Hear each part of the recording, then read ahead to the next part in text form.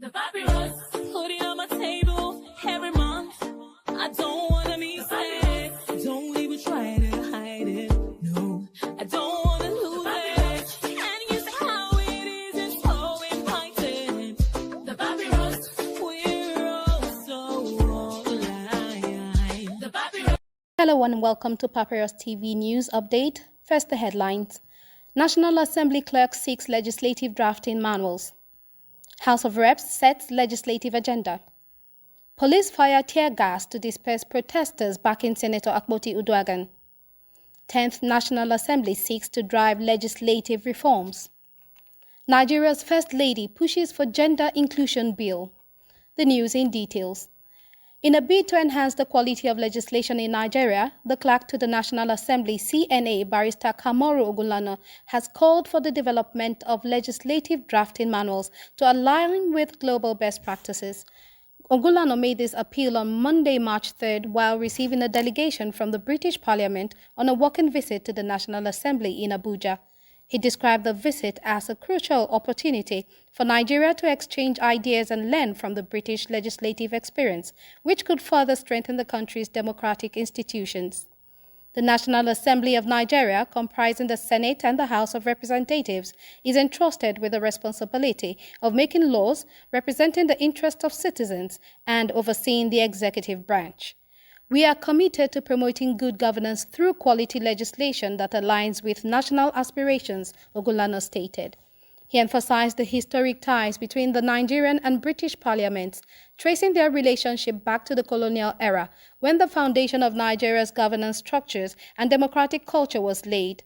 The principles of parliamentary democracy that we uphold, debate, representation, and accountability are deeply rooted in the traditions we have inherited and adapted over the years, he added.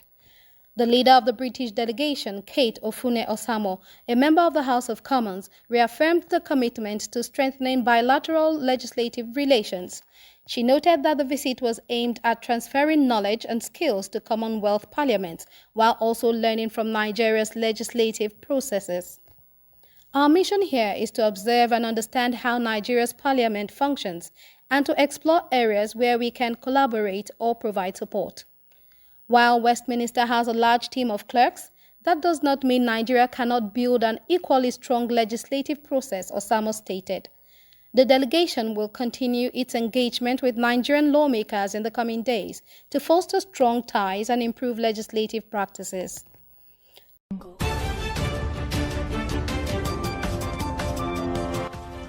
Continuing, the House of Representatives has unveiled its legislative focus for the day, highlighting key bills and motions on education, infrastructure, and economic reforms.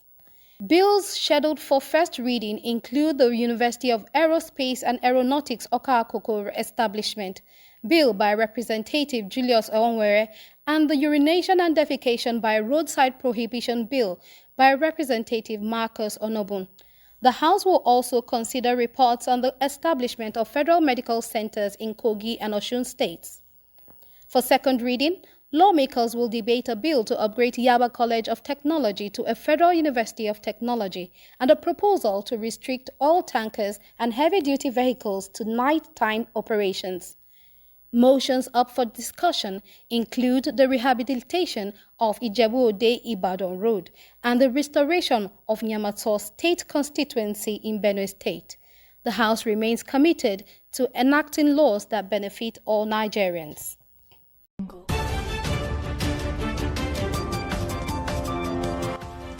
In another development, security operatives on Wednesday, 5th of March, fired tear gas to disperse supporters of Senator Natasha Akpoti Uduaghan, Kogi Central, who had gathered outside the National Assembly complex in Abuja. The demonstrators, who assembled at the Assembly gate as early as 8 a.m. ahead of the day's plenary session, were met with swift resistance from the police, who used tear gas canisters to prevent them from accessing the complex. Following the dispersal, the protesters relocated to the Unity Fountain, a well-known protest ground in the capital. The protest stems from an escalating dispute between Akpoti Uduaghan, a PDP senator, and Senate President Godswill Akpabio.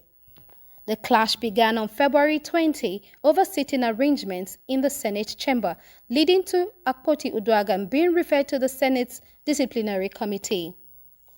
In retaliation, the senator filed a 100 billion naira defamation lawsuit against Akpabio.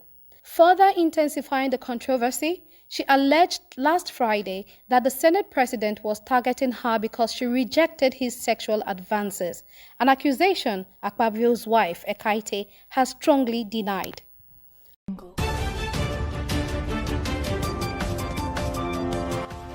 Furthermore, Senate leader Okpeyemi Bamidele has highlighted key legislative efforts by the 10th National Assembly aimed at positioning Nigeria for a $1 trillion economy by 2030.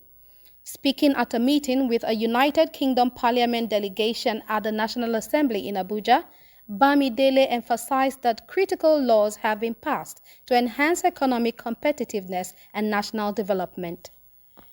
Bamidele, who represents Ekiti Central, stated that many of these legislative initiatives are already making a tangible impact on the lives of Nigerians. He stressed the National Assembly's commitment to strengthening democratic institutions and ensuring economic resilience. The UK delegation, led by MP Cato Samo, included lawmakers such as Right Honourable David Mundell, Dame Karen Buck, Lord Jonathan Oates, Dr. Bessie Cooper, and Right Honourable Fred Thomas.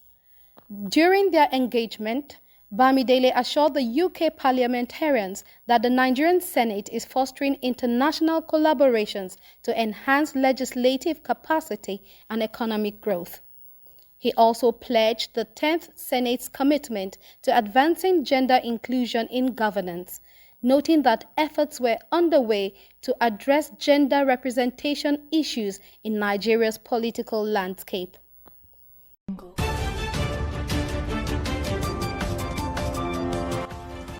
Conclusively, Nigeria's First Lady, Senator Oluremi Tinubu, has called on the National Assembly to expedite the passage of the Constitution Alteration Bill 2024, popularly known as the Additional Seats Bill, which seeks to reserve more parliamentary seats for women.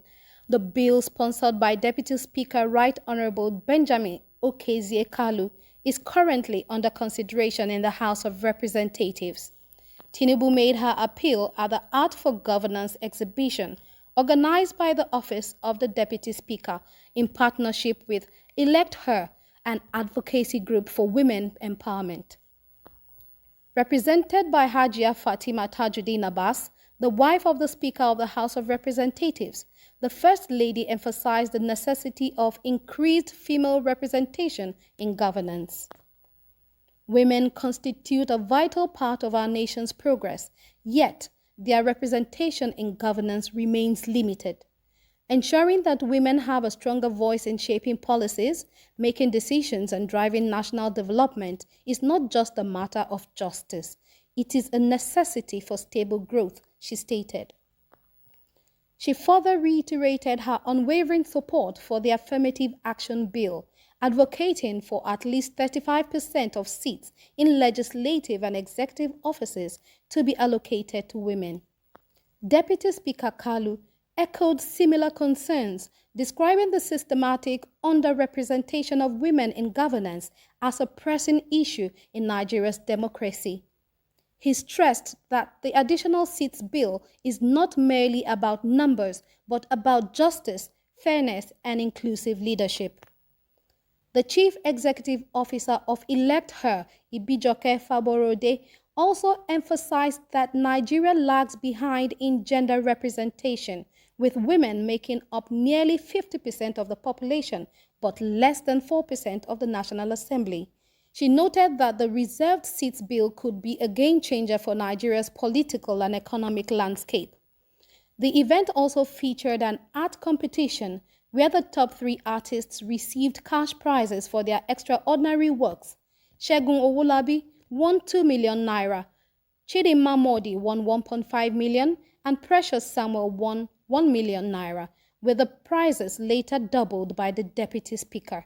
The winning artworks will be exhibited at the Echoes of Equity Art for Governance event and displayed at the National Assembly Library for 3 weeks. With growing support from lawmakers, civil society groups, and government officials, the push for increased female representation in Nigeria's governance structure is gaining momentum. The papyrus.